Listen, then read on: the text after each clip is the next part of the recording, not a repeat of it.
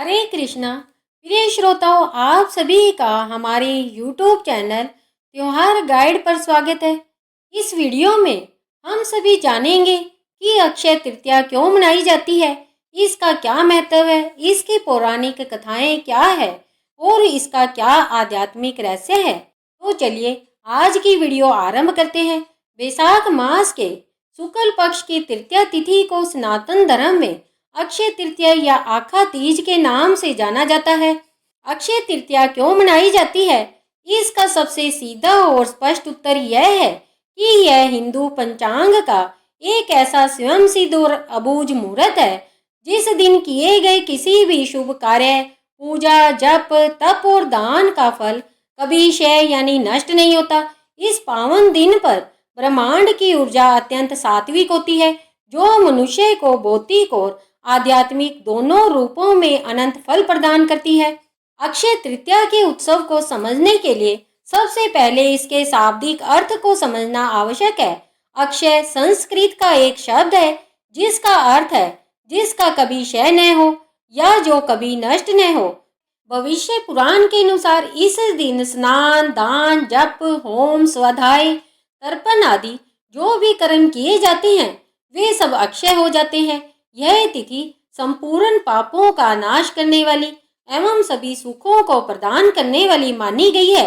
इस तिथि की अधिष्ठात्री देवी पार्वती है। तृतीया तिथि को पार्वती जी ने अमोघ फल देने की सामर्थ्य का आशीर्वाद दिया था।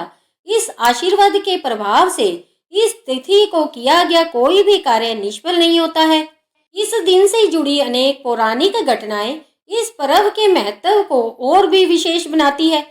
चलिए हम जानते हैं कि इस दिन का महत्व इतना अधिक क्यों है। आखिर क्यों हम अक्षय तृतीया मनाते हैं। भारतीय संस्कृति में अक्षय तृतीया को अत्यंत पवित्र मानने और इसे एक महापर्व के रूप में मनाने के पीछे कई पौराणिक घटनाएं और ऐतिहासिक मान्यताएं जुड़ी हुई है, जिन्हें हम इस वीडियो में जानते हैं। अक्षय तृतीया मनाने का सबसे प्रमुख कारण यह है, अक्षय तृतीया के दिन ही भगवान विष्णु के कई महत्वपूर्ण अवतारों का प्रकट्य हुआ था।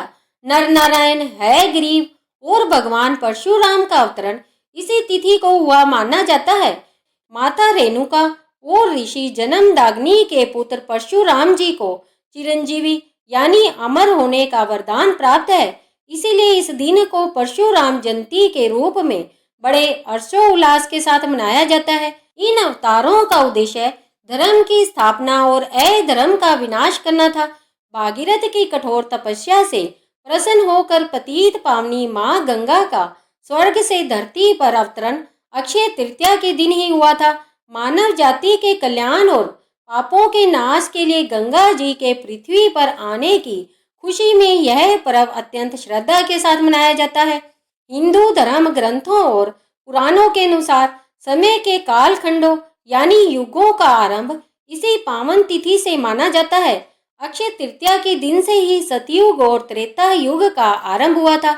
युगों की शुरुआत का दिन होने के कारण इसे युगादि तिथि भी कहा जाता है, जो इसके महत्व को कई गुना बढ़ा देते हैं। महाकाव्य महाभारत की रचना का आरंभ भी अक्षय तृतीया के दिन से ही हुआ था। इसी दिन महर्षि वेद व्यास जी ने भगवान श्री गणेश को महाभारत की कथा सुनानी शुरू की थी और गणेश जी ने इसे बिना रुके लिखना प्रारंभ किया था। इसी महाकाव्य के भीतर श्रीमद् भागवत गीता का दिव्य ज्ञान भी समाहित है। भगवान श्री कृष्ण और उनके बाल सखा सुदामा का ऐतिहासिक मिलन भी इसी दिन हुआ था। जब सुदामा मुट्ठी भर भुने हुए चावल लेकर द्वारका पहुंचे तो श्री कृष्ण ने उनके उसी प्रेम भेंट को स्वीकार कर सुदामा की अक्षय दरिद्रता को दूर कर दिया था और उन्हें अपार धन धान्य और सुख का आशीर्वाद दिया था। वनवास के कठिन समय के दौरान पांडवों की भोजन की समस्या को दूर करने के लिए भगवान सूर्य ने युधिष्ठिर को इसी दिन एक अक्षय पात्र प्रदान किया था। इस पात्र की विशेषता यह थी कि इसमें रखा भोजन कभी समाप्त नहीं होता था जब तक कि द्रौपदी भोजन न कर ले। साथ ही माता पार्वती का अन्नपूर्णा रूप भी इसी दिन प्रकट हुआ था। महाभारत का भीषण युद्ध अक्षय तृतीया के दिन समाप्त हुआ था। यह दिन धर्म की अधर्म पर विजय का प्रतीक माना जाता है। इसीलिए यह तिथि जीवन में सत्य, धर्म और न्याय के मार्ग पर चलने की प्रेरणा देती है। धार्मिक कथाओं के अनुसार ब्रह्मा जी के पुत्र अक्षय कुमार का जन्म भी इसी दिन हुआ था। अक्षय शब्द स्वयं इस दिन के महत्व को दर्शाता है, जो अनंत और अविनाशी फल का प्रतीक है। इस कारण यह तिथि विशेष रूप से शुभ मानी जाती है। उत्तराखंड में स्थित प्रसिद्ध तीर्थ स्थल बद्रीनाथ धाम के कपाट अक्षय तृतीया के दिन ही खोले जाते हैं। शीतकाल में बंद रहने वाले मंदिर के द्वार इस शुभ तिथि पर पुनः खुलते हैं, जिससे चार धाम यात्रा का आरंभ होता है। यह परंपरा इस पर्व को आध्यात्मिक दृष्टि से अत्यंत महत्वपूर्ण बनाती है। अक्षय तृतीया के दिन से ही चार धाम यात्रा का शुभारंभ माना जाता है। श्रद्धालु इस दिन से अपनी धार्मिक यात्रा की शुरुआत करते हैं। यह दिन यात्रा, नए कार्यों और शुभ शुरुआत के लिए अत्यंत मंगलकारी माना गया है। वृंदावन स्थित श्री बांके बिहारी जी मंदिर में वर्ष भर भगवान के चरण वस्त्रों से ढके रहते हैं, लेकिन अक्षय तृतीया के दिन भक्तों को चरण दर्शन करने का विशेष अवसर मिलता है।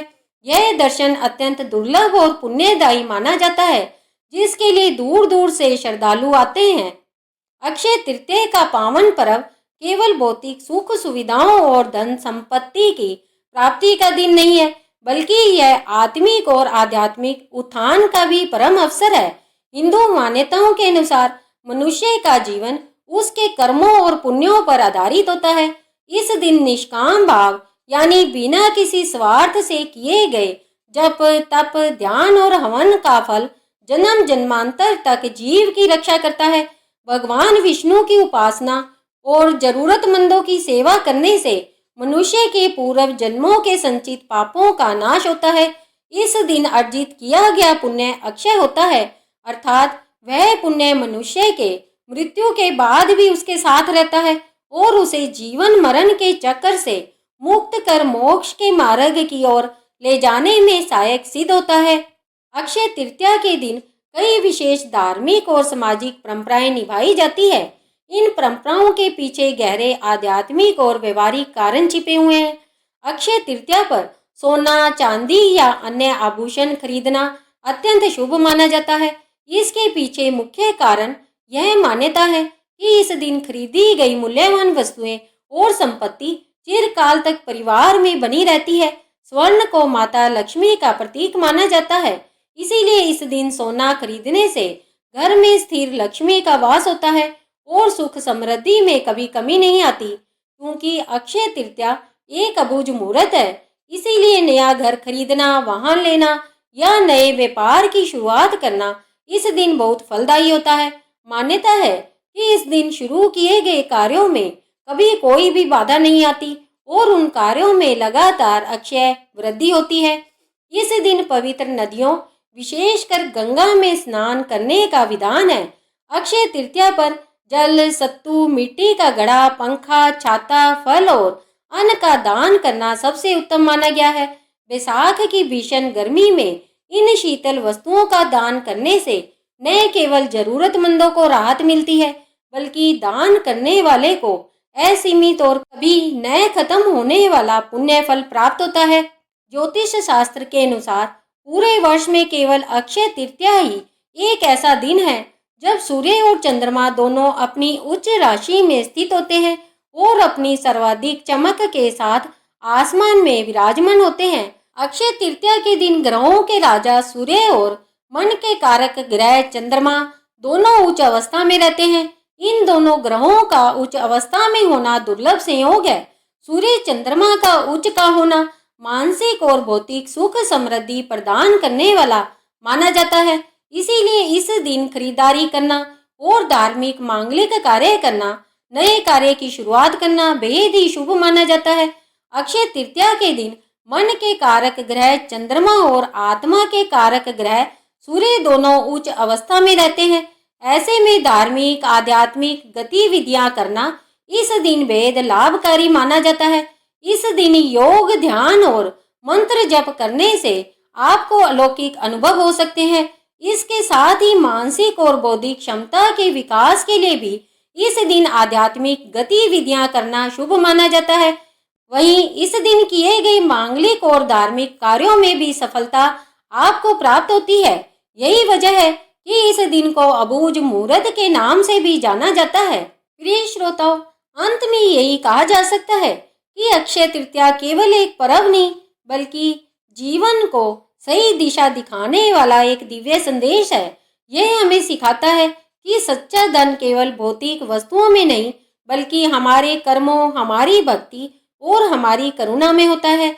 इस दिन हमें अपने पापों के लिए भगवान से क्षमा मांगनी चाहिए और यह संकल्प लेना चाहिए कि हम जीवन में सदैव धर्म के मार्ग पर चलेंगे। यह दिन हमें याद दिलाता है कि यदि हमारे हृदय में सच्ची श्रद्धा और विश्वास है तो भगवान की कृपा से कोई भी कार्य असंभव नहीं है। तो सभी प्रेम से बोलिए भगवान श्री कृष्ण की जय। अब हम जानते हैं अक्षय तृतीया के दिन भगवान विष्णु की पूजा कैसे की जाती है। इस दिन भगवान विष्णु और माता लक्ष्मी की कृपा प्राप्त करने के लिए प्रातः काल सूर्योदय से पूर्व उठकर पवित्र नदी में स्नान करें या नहाने के पानी में थोड़ा सा गंगा जल मिला ले। पूजा स्थल को स्वच्छ कर भगवान विष्णु और माता लक्ष्मी की प्रतिमा या चित्र स्थापित करें। भगवान को पंचामृत यानी दूध, दही, घी, शहद और शक्कर से स्नान कराएं। पीले वस्त्र, पीले पुष्प, चंदन, अक्षत, बिना टूटे हुए चावल और तुलसी दल अर्पित करें। नैवेद्य में जौ, सत्तू, खीर और मौसमी फल का भोग लगाए।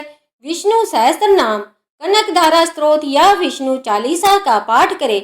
आरती संपन्न करने के बाद अपनी क्षमता के अनुसार ब्राह्मणों या जरूरतमंदों को अन्न, जल और वस्त्र का दान करें। प्रिय श्रोताओं, तो आप सभी को पता चल ही गया होगा कि अक्षय तृतीया क्यों मनाई जाती है, इसके पीछे का क्या कारण है।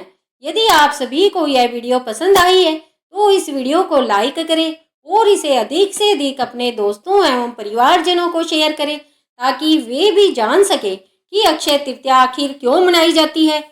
यदि आप हमारे चैनल पर नए हैं या अभी तक हमारे चैनल त्योहार गाइड से नहीं जुड़े हैं तो हमारे चैनल त्योहार गाइड को सब्सक्राइब करिए और बेल आइकन बटन को क्लिक कर अवश्य रखिए ताकि कोई भी नई वीडियो अपलोड होते ही उसका नोटिफिकेशन सबसे पहले आप तक पहुंच सके। इस वीडियो को अंत तक देखने के लिए आप सभी का धन्यवाद।